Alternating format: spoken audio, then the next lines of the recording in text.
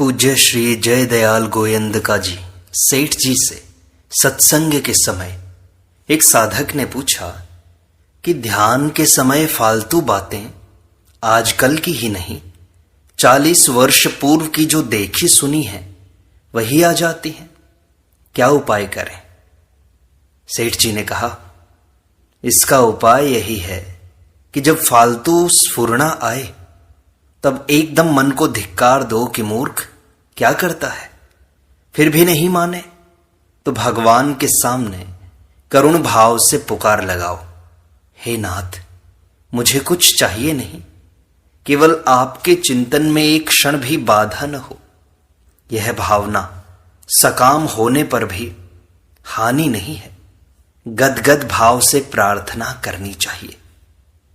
प्रश्न उठा कि ऐसा हो जाए कि सबसे घृणा हो जाए, फिर संसार की भावना ही ना हो। सेठ जी ने कहा, जब ऐसा ज्ञान हो कि फालतू बातें आई, उस समय चित्त में जोर देकर प्रार्थना करनी चाहिए कि हे प्रभु, मेरा चिंतन ऐसा क्यों हो रहा है, आपका विस्मरण क्यों होता है, आपकी दया होते हुए भी ऐसा क्यों हो रहा है। यह मन नहीं मानता, क्या करूं। भगवान दया करें, दया करें, मेरा मन आपके प्रेम में लगा रहे। हे नाथ, हे प्रभु, चाहे जैसे हो आप दया कीजिए। बस मन को फटकार लगाओ कि इसमें लाभ क्या है। रे मन, सोचो तो सही, अरे व्यर्थ समय क्यों नष्ट करता है। रे मन, बुरी आदत छोड़ दो, यह विषय चिंतन व्यसन है और कुछ नहीं, उसमें भी पतन है। देखो, हम जिसकी निंदा करते हैं उसका कुछ नहीं बिगड़ता, उल्टा हमारा ही नुकसान होता है। सदैव मन के दृष्टा बने रहो। प्रश्न उठा कि जहां तक ख्याल रहता है वहां तक तो दृष्टा हम रहते हैं, और जब ख्याल नहीं रहता तो उस समय अभाव में क्या करना चाहिए। सेठ जी ने कहा, ज्ञान मार्ग में तो ख्याल रहता है नहीं, तो घड़ी पास में रखें, 5-5 मिनट में संभाल करते जाएं कि मन सावधान है कि नहीं। संभालने में सावधानी रहती है। बीच में व्यवधान हुआ है, उसको संभालना है। ध्यान चल रहा है तो उत्तम ही है, संभालना है ही नहीं। जब जब मन को देखो कि फालतू बात में जाता है, तब तब खूब रोना, पश्चाताप करना चाहिए। प्रश्न उठा कि रोना नहीं आता सेठ जी, क्या करें। सेठ जी ने कहा कि मन से पूछो कि चाहता क्या है भाई। जब वह कहे कि कुछ नहीं, तब उसको समझाना चाहिए कि भाई, कुचिंतन करना तेरे लाभ की बात नहीं है, इसको छोड़ने पर तुम्हें परम लाभ होगा। साधक ने कहा, समझाते समय तो लगता है कि अब समझ गया, बिल्कुल सीधा हो गया, अब कभी विषयों में नहीं जाएगा, किंतु फिर बिगड़ जाता है। जैसे कुत्ते की पूंछ बांस की नली में रही तब तक सीधी, और नली निकालो तो फिर टेढ़ी की टेढ़ी। सेठ जी ने समझाया कि मन इंद्रियों को ढीला नहीं छोड़ना चाहिए, ढीला छोड़ने से ही ये उत्पात करते हैं। सदैव वश में रखो, सावधानी रखो, सावधान रहो। मन में ऐसा भाव जमा लो कि भगवान सर्वत्र विराजमान है। साधक ने कहा, पदार्थ देखते ही भगवान की याद नहीं आती, क्या करें। पदार्थ ही याद रह जाता है, भगवान नहीं रहते। सेठ जी ने समझाया, भागवत में जिस प्रकार बलदेव जी ने बछड़े ग्वाल बालों को कृष्णमय देखा था, वहां बलदेव जी को केवल कृष्ण ही दिखाई देते थे। ब्रह्मा जी ने सोचा कि मैंने बछड़े चुरा लिए हैं, तो कृष्ण ने क्या किया। ऐसा सोचकर जब देखने लगे तो ऊपर से तो बछड़े ग्वाल बाल बराबर दिखते थे, किंतु अंदर तो केवल कृष्ण ही कृष्ण दिखाई दे। इसी प्रकार जिस पदार्थ में मन जाए, ऊपर से तो पदार्थ है ही, किंतु भीतर उनमें अपने इष्ट देव कृष्ण को ही देखो। ऐसा करने से पदार्थ याद नहीं रहकर कृष्ण ही याद रहेंगे। जैसे कांच का महल बना हुआ है और उसमें जिधर देखो महल ही महल दिखाई देता है। संसार के स्थान में कांच की कल्पना करना और अपने बिंब को इष्ट देव का बिंब देखने से सर्वत्र वही दिखेगा। सर्वत्र वही है, रोम रोम में, पत्ते पत्ते में, कण कण में, केवल वही है। निश्चित बुद्धि से देखो, भगवान के अर्पित मन बुद्धि से देखो। गीता में कहा, संतुष्टः सततम योगी यतात्मा दृढ़ निश्चयः मय्यर्पित मनो बुद्धिर्यो मद्भक्तः समे प्रियः। जो ध्यान योग में युक्त हुआ, निरंतर लाभ हानि में संतुष्ट है तथा मन और इंद्रियों सहित शरीर को वश में किए हुए मेरे में दृढ़ निश्चय वाला है, वह मेरे में अर्पण किए हुए मन बुद्धि वाला मेरा भक्त मुझे प्रिय है। बुद्धि को दृढ़ता से अर्पण करो, मन से चिंतन करो, बुद्धि से निश्चय करो, तो वह प्राप्त होता है। एक ईश्वर भक्त था, वह भगवान की पूजा किया करता था। उसकी भावना यह थी कि सब में भगवान है। इस प्रकार की भावना करते करते वह एक दिन पुष्प चढ़ाने लगा तो उस पुष्प में साक्षात भगवान दिखाई दे। पूजा की जो सामग्री उठाता उसे उस समय सामग्री में साक्षात भगवान ही दिखाई देते, उसमें हंस रहे हैं। दूसरा पुष्प लेने गया तो वृक्ष में साक्षात भगवान मूर्तिमान विराज रहे हैं। वहां भी यही हाल है। क्या करें, अब तो पूजा बंद हो गई। भक्त ने कहा, भगवान तुम दिखाई देते हो। मुग्ध हो जाता है। फिर स्तुति की, कहा, भगवान आपकी पूजा मैं कैसे करूं? सब कुछ तो आप ही हो। पूजा किसकी कैसे करूं? पुष्प कैसे चढ़ाऊं? जिसको उठाता हूं वही तुम हो। इससे तो मेरी पूजा बंद हो जाएगी। प्रभु ने प्रकट होकर कहा कि तुम्हारा यह स्वभाव कि पूजा कैसे करूं, तुम्हारी असली पूजा यही है। भक्त बोला, बिना पूजा किए रहा नहीं जाता। प्रभु बोले, तुम्हारी पूजा समाप्त हो चुकी। सब में प्रभु को देखना ही सिय राममय है। जहां जहां मन जाए वहां वहां से हटाकर प्रभु में लगाएं। प्रश्न उठा कि विषय देखने से विषयाकार वृत्ति होकर वही चिंतन होता है। सेठ जी ने उत्तर दिया, यतो यतो निश्चरति मनश्चंचलम अस्थिरम ततस्ततो नियम्य इतद आत्मन्नेव वशम नयेत। जिसका मन वश में नहीं हुआ हो उसको चाहिए कि यह स्थिर न रहने वाला और चंचल मन जिस जिस कारण से सांसारिक पदार्थों में विचरता है उससे रोककर बारंबार परमात्मा में ही निरोध करे। श्लोक को काम में लाना, इसके अनुसार चलना चाहिए। कुवासनाओं का त्याग विवेक वैराग्य से करना चाहिए।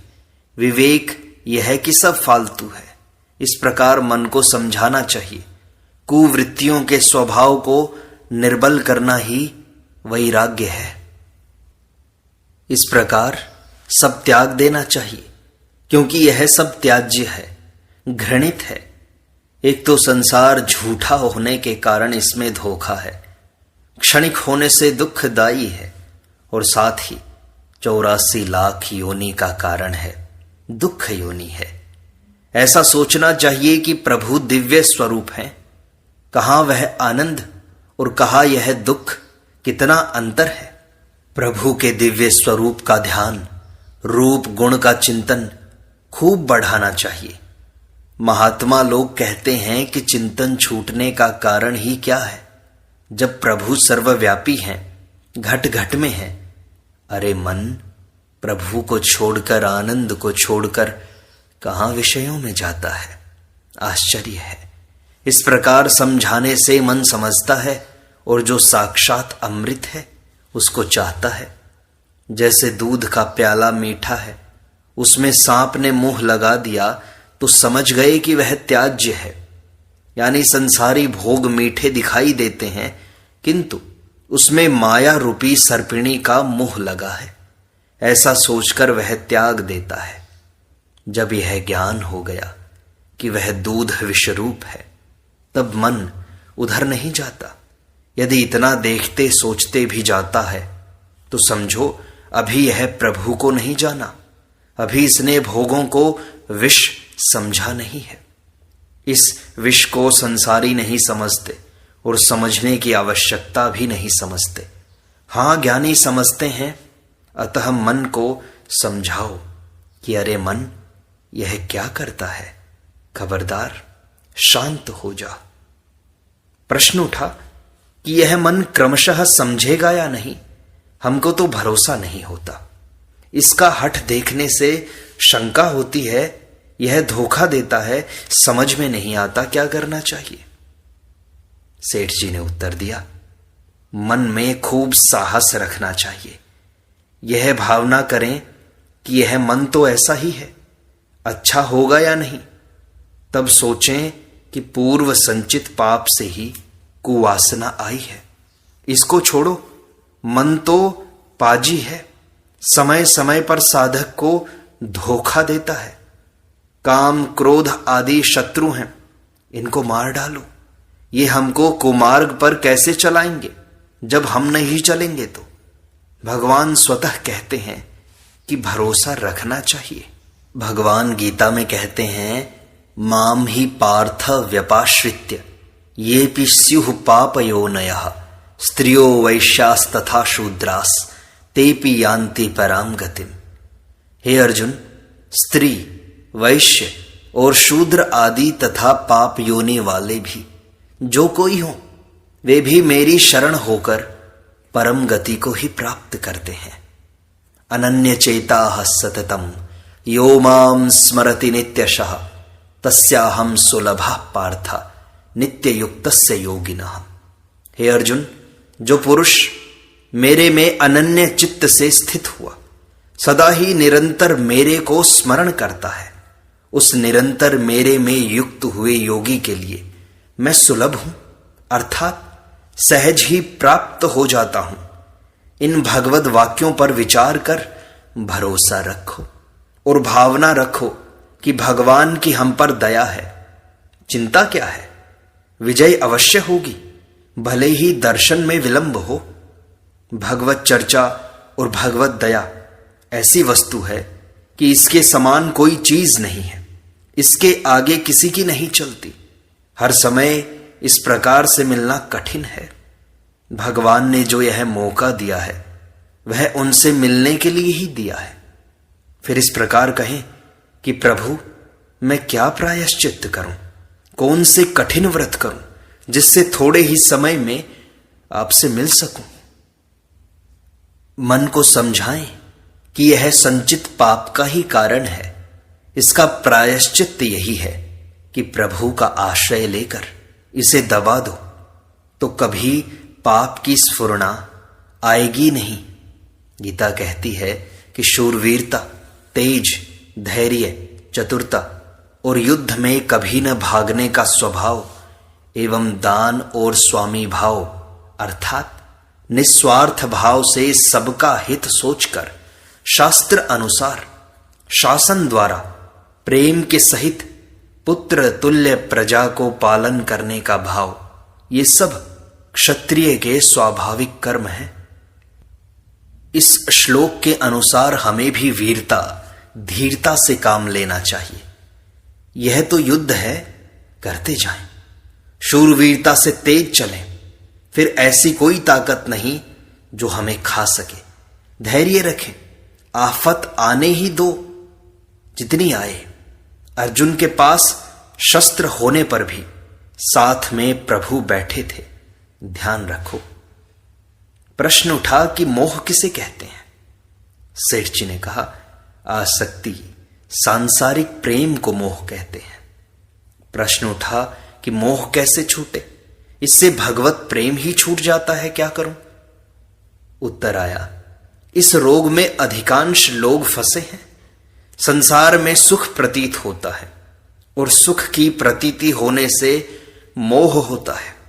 इसी कारण मनुष्य इसमें बंधे हुए हैं और भगवान को भूल जाते हैं।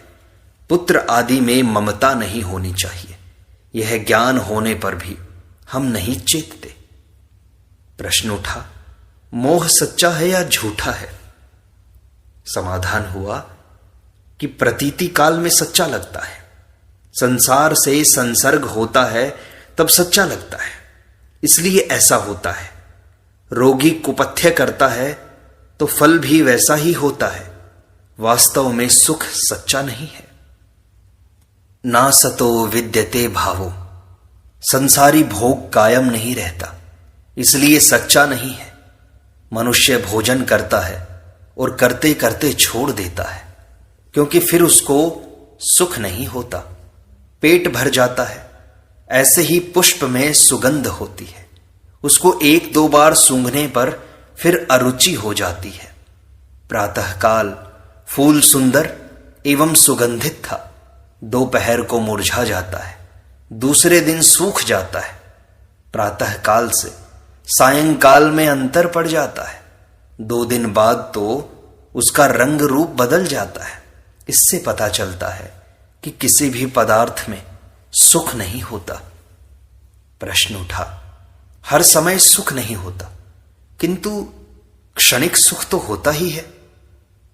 उत्तर आया, यह केवल धोखा है, केवल सुख की कल्पना है। उसमें सुख तो क्षणिक भी नहीं है, क्योंकि एक ही पदार्थ सबको अनुकूल नहीं पड़ता। जैसे मांस खाने वाले को रुचि होती है और नहीं खाने वाले को घृणा होती है। पदार्थ एक ही है, किंतु भावना पृथक पृथक 2 प्रकार की है। जैसे सुंदर युवा स्त्री विरक्त को बुरी दिखाई देती है, कामी को अच्छी और भोगी को रमणीय। यही कल्पना ब्रह्मांड में भी कर लेनी चाहिए। परमात्मा जहां है वहां आनंद ही आनंद है और वह सर्वत्र विद्यमान है। वास्तव में भोगों में आनंद नहीं है, मात्र दुख ही है। भोग का परिणाम सब जगह, सब स्थान पर खराब ही होता है। क्या इस लोक में, क्या परलोक में।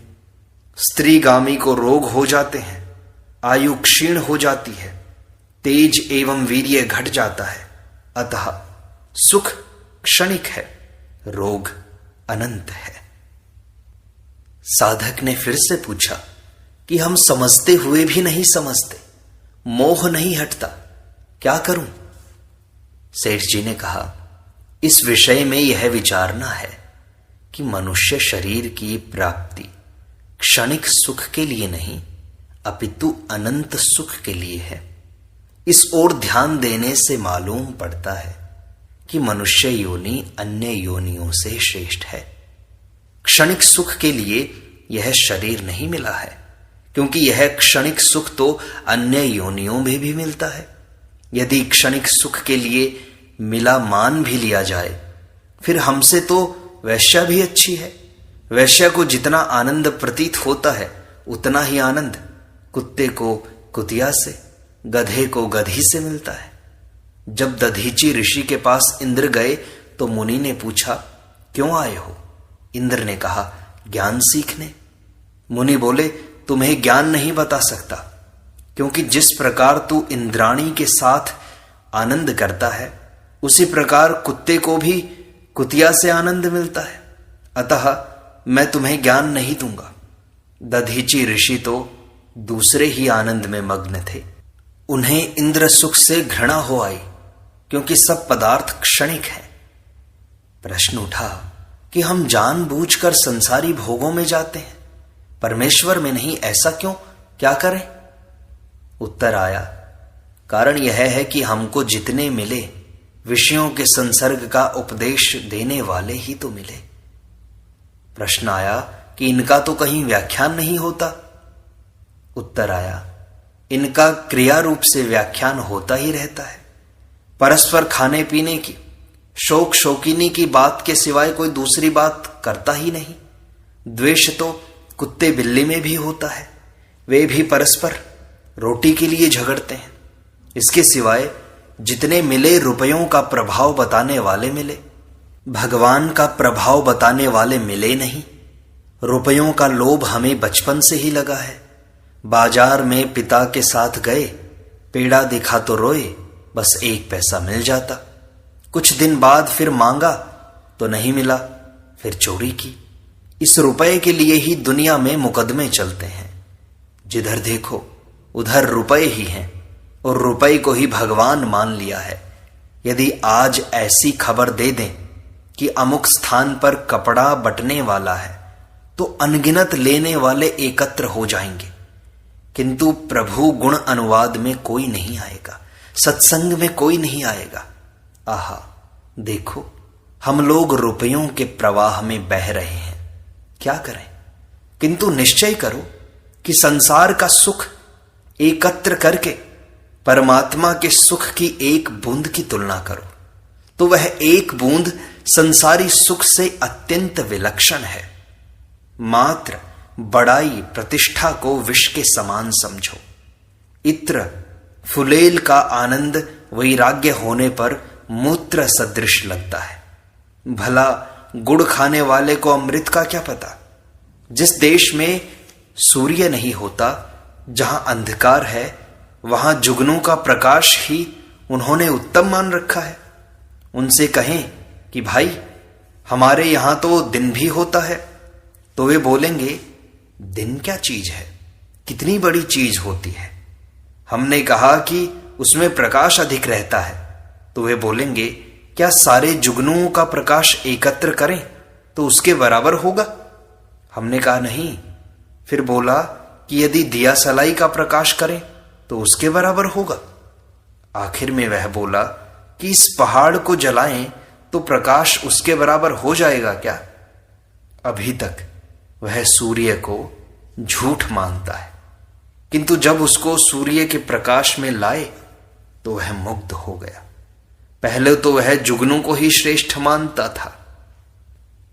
इसी प्रकार हम जुगनू के प्रकाश के समान सुख देने वाले भोगों को ही सर्वश्रेष्ठ मान बैठे हैं। इसलिए उस पूर्ण सुख का कुछ भी अनुभव नहीं होता, किंतु महापुरुष ही हैं जो हमको ज्ञान में ले जाते हैं। महापुरुष भी कोई एक ही होता है। भगवान गीता में कहते हैं, मनुष्याणाम सहस्रेषु कश्चिद यतति सिद्धये यतताम अभिसिद्धानाम कश्चिन माम वेत्ति तत्वतः। हजारों मनुष्यों में कोई एक मेरी प्राप्ति के लिए प्रयत्न करता है, और उन प्रयत्न करने वाले योगियों में भी कोई एक मेरे परायण होकर मुझको तत्व से अर्थात यथार्थ रूप से जानता है। हजारों में से कोई एक ही ऐसा है, और जो है उनको हम पहचान नहीं सकते। उन्हें श्रद्धा से, प्रेम से पहचान सकते हैं। भगवान कहते हैं, तद्विद्धि प्रणिपातेन परिप्रश्नेन सेवया उपदेक्षन्ति ते ज्ञानम ज्ञानिनस्तत्वदर्शिनः। अर्थात तत्व को जानने वाले ज्ञानी पुरुषों से भली प्रकार दंडवत प्रणाम तथा सेवा और निष्कपट भाव से किए हुए प्रश्न द्वारा उस ज्ञान को जाने। वे मर्म को जानने वाले ज्ञानी जन तुझे उस ज्ञान का उपदेश करेंगे। इस प्रकार सत्संग का यह भाग यहीं संपूर्णता को प्राप्त होता है। शेष अगले अंक में।